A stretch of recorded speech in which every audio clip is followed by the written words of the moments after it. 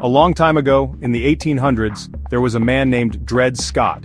His journey would help change the history of America. But how did Dred Scott go from being a slave to fighting for freedom? Let's find out. Dred Scott was born in Missouri, a state where slavery was allowed. Slaves were forced to work for their owners and had no freedom to make their own choices.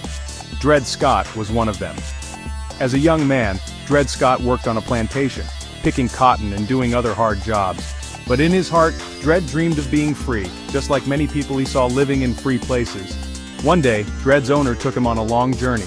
They traveled to Illinois, a free state, and to Wisconsin, which was also a free territory. In Illinois and Wisconsin, slavery was not allowed. Dred worked there for a few years and something very important happened. He realized that since he lived in free places, maybe he could be free too. Dred Scott thought about his time in free places and decided to do something brave.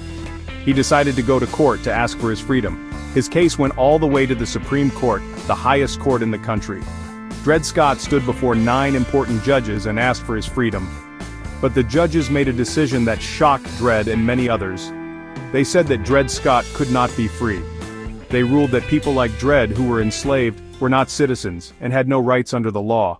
Dred Scott did not win his case. The decision made many people angry because they believed it was unfair. But Dred's fight for freedom wasn't over. Dred Scott's case helped spark a larger fight for freedom in America. Even though Dred didn't win, his story showed many people how unfair slavery was, and it helped lead to big changes in the country.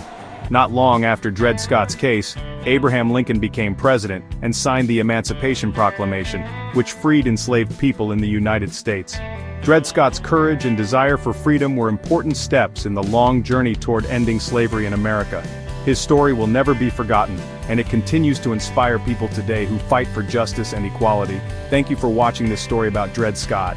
Remember, history is full of brave people who stand up for what's right. See you next time.